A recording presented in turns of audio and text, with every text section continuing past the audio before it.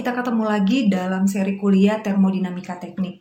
Nah, pada pertemuan kali ini kita akan bahas mengenai evaluasi properties pada fluida, masih dengan lanjutan dari beberapa minggu yang lalu. Namun ini merupakan pertemuan akhir terkait daripada materi ini. Nah, pada pertemuan terakhir ini, yang pada pertemuan week kelima ini, untuk materi ini, kita masih membahas lanjutannya, yang dimana minggu lalu itu kita bahas mengenai incompressible.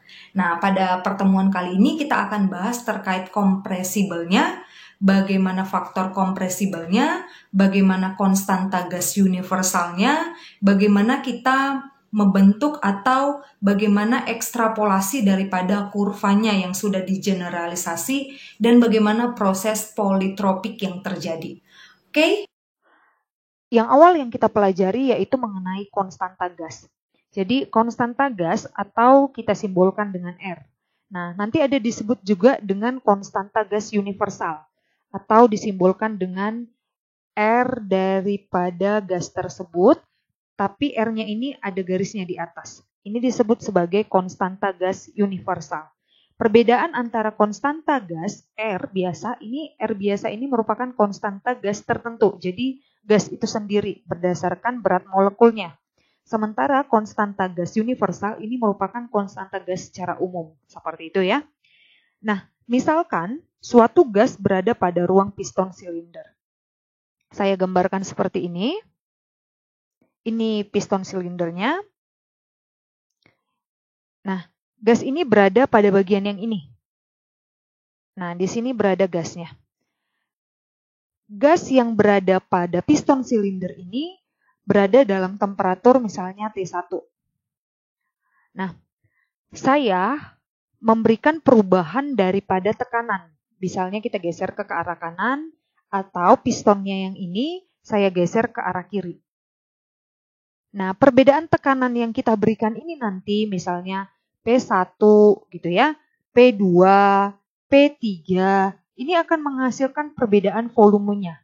Jadi ketika kita memberikan tekanan yang berbeda ke kanan, kita geser ke kanan pistonnya ini, sehingga pistonnya, misalnya kita geser ke kiri pistonnya, sehingga pistonnya jadi di sini, gitu ya. Nah, piston yang gerak ke sini ini, misalnya dihasilkan oleh tekanan P1. Tekanan P1 ini akan memberikan perubahan daripada volume spesifiknya. Jadi volume gasnya juga akan berubah, kita sebut misalnya V1, gitu, volume 1, volume spesifik 1. Nah, kita berikan lagi pada temperatur yang sama, yaitu masih T1, kita berikan lagi tekanan yang berbeda. Misalnya, kita ganti piston silindernya itu, jadi kita tambah tekanannya ke sebelah sini, gitu ya. Nah, pistonnya itu sudah di sini. Nah,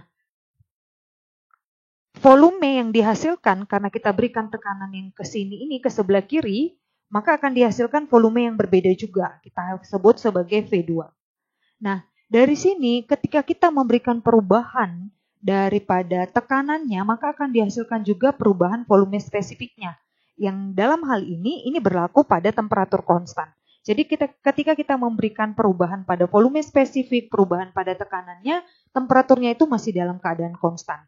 Kemudian, kita lakukan lagi eksperimen dengan temperatur yang berbeda-beda. Jadi kita buat ini tadi masih T1. Kita buat menjadi T2 lagi, T3 lagi. Tapi dengan perlakuan yang sama. Jadi kita variasikan V-nya atau tekanannya, maka akan menghasilkan variasi daripada volume spesifiknya. Nah, jika kita bentuk dalam grafik, nanti Anda buat dalam sebuah grafik misalnya, dengan daripada temperatur yang konstan ini, dengan perubahan daripada tekanan, maka pada sumbu X-nya itu ada tekanan dan sumbu Y-nya itu ada rasio antara tekanan dikali volume spesifik atau volume spesifik di sini per mol dibagi dengan temperatur. Nah, dari hal ini maka akan dihasilkan bentuk grafik yang seperti ini. Ketika Anda ataupun kamu menggambarnya dalam bentuk grafik. Nah, di sini V, volume spesifik biasa, itu tandanya seperti ini. Namun di sini volume per mol. Jadi jika ada garis itu merupakan volume per mol. Ini satuannya sedikit berbeda. Kalau volume Yang biasa yang kita dapat per kilogram gitu ya. Yang ini volume per kilogram gitu. Tapi kalau ada V dikasih garis di atas itu merupakan volume per mol. Nah, dari grafik ini ketika kita memberikan tekanan yang mendekati 0 gitu ya. Ketika kita memberikan tekanan yang mendekati 0 dalam sebuah eksperimen kita, maka akan dihasilkan di mana rasio antara tekanan dikali volume spesifik per mol dibagi dengan temperaturnya itu akan sama dengan R. Tapi ini tidak akan kita temukan dalam sebuah eksperimen. Jadi dalam eksperimen itu kita nggak bisa membuat tekanannya itu menuju 0. Jadi ketika kita ekstrapolasi, maka akan dihasilkan nilai daripada rasio itu, rasio tekanan dikali volume per mol dibagi dengan temperaturnya, maka akan dihasilkan itu sama dengan R. Jadi kalau kita buatkan dalam sebuah persamaan, jadi dihasilkan persamaan yang seperti ini. Limit menuju 0, T menuju 0, tekanan dikali dengan volume per mol dibagi temperatur itu akan sama dengan konstanta gas universal. Nah, konstanta gas universal ini dalam satuan SI itu 8,314 kJ per kilomol Kelvin gitu ya. Ini dalam satuan Britishnya, ini dalam satuan Inggrisnya gitu. Jadi ini yang paling sering kita pakai itu yang ini ya. Yang ini dalam satuan SI-nya. Nah, pada tabel ini merupakan konstanta gas gitu ya. Konstanta gas yang ini dalam satuan SI-nya, konstanta gas dengan gas yang berbeda-beda atau dengan bahan yang berbeda-beda. Jadi ini sudah bergantung daripada berat molekulnya atau nilai M-nya. Seperti itu. Faktor kompresibilitas atau kita simbolkan dengan Z ini tidak memiliki dimensi. Di mana faktor kompresibilitas ini merupakan rasio antara tekanan dikali volume per mol dengan konstanta gas universal dikali temperatur. Nah, dari sini misalnya saya tulis ya, di sini ini Z ini sama dengan tekanan dikali volume per mol. Itu berbeda ya. Per konstanta gas universal dikali T. Jadi tadi kita udah bahas konstanta gas universal. Konstanta gas universal itu merupakan massa molekul relatif atau berat molekulnya dikali dengan R. R di sini ini merupakan konstanta gas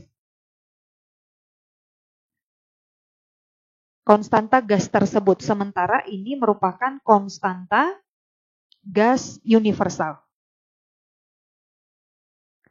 Nah, dari persamaan ini kita bisa sederhanakan volume spesifik per mol tadi itu merupakan massa molekul atau berat molekul dikali volume per kilogram. Yang ini ya, ini volume per kilogram. Kalau ini volume per mol. Oke, dibagi, nah R ataupun konstanta gas universal, R yang ada garis di atas itu merupakan konstanta gas universal. Ini merupakan M dikali R dikali T. Jadi kalau kita sederhanakan, ini sama dengan rasio antara tekanan dikali volume spesifik. Volume spesifik di sini udah merupakan volume spesifik per kilogram dibagi dengan konstanta gas tersebut gitu ya, dikali temperaturnya. Nah, jika kita buat dalam sebuah grafik, akan dihasilkan grafik yang seperti ini, di mana pada sumbu X itu merupakan tekanannya, pada sumbu Y itu merupakan faktor kompresibilitasnya atau Z-nya. Nah, dari sini, dari grafik ini, gitu, dari grafik ini dengan temperatur yang berbeda-beda, ini masih sama dengan grafik yang sebelumnya, yang pada konstanta gas universal. Dari grafik ini kamu bisa lihat bahwa ketika tekanannya semakin kecil atau semakin ke kiri gitu ya, maka akan dihasilkan nilai Z yang sama dengan 1. Nah, karena tadi bahwa limit daripada P menuju 0, jika tekanannya semakin kecil dari hasil ekstrapolasi ini, maka ini akan sama dengan R.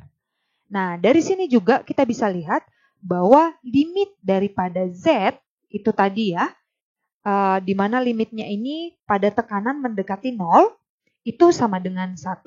Dari grafik ini kamu bisa lihat.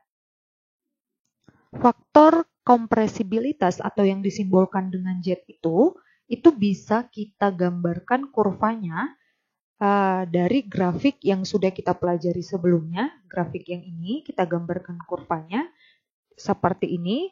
Ini tidak jauh berbeda yang di sebelah kiri dengan yang di sebelah kanan. Namun ini merupakan kurva yang sudah kita generalisasi. Nah, pengeneralisasiannya kita lakukan dengan mendekati secara kualitatif dan kuantitatif. Jadi kita melakukan fitting dari data eksperimen yang dilakukan. Karena ini merupakan kurva yang sudah generalnya, jadi dia dapat digunakan pada beberapa bagian atau pada beberapa zat. Jadi tidak hanya satu zat, jadi dia bisa digunakan pada beberapa zat. Nah, dari hal ini kamu bisa lihat gitu ya, dari kurva ini ketika PR, yang dalam hal ini PR itu merupakan tekanan yang direduksi. Jadi ini PR di garis X-nya itu merupakan tekanan yang direduksi. Sedangkan ini merupakan Z atau faktor kompresibilitasnya. Kurva ini kita ambil dari kurva Z terhadap tekanan. Kemudian kita ubah Z terhadap tekanan yang direduksi. Atau ini merupakan rasio tekanan kritisnya. Nah, dari sini kita bisa lihat bahwa semakin kecil tekanan ataupun rasio tekanan kritisnya ataupun tekanan reduksinya, itu akan menghasilkan Z itu yang sama dengan 1. Di sini bisa terlihat ya. Oke. Nah, ini sama aja, semakin kecil tekanan yang kita berikan, maka akan menghasilkan Z ataupun faktor kompresibilitasnya itu sama dengan 1. Ini tidak jauh berbeda, hanya saja X-nya itu kita ubah menjadi tekanan yang direduksi atau tekanan reduksi atau rasio tekanan kritisnya.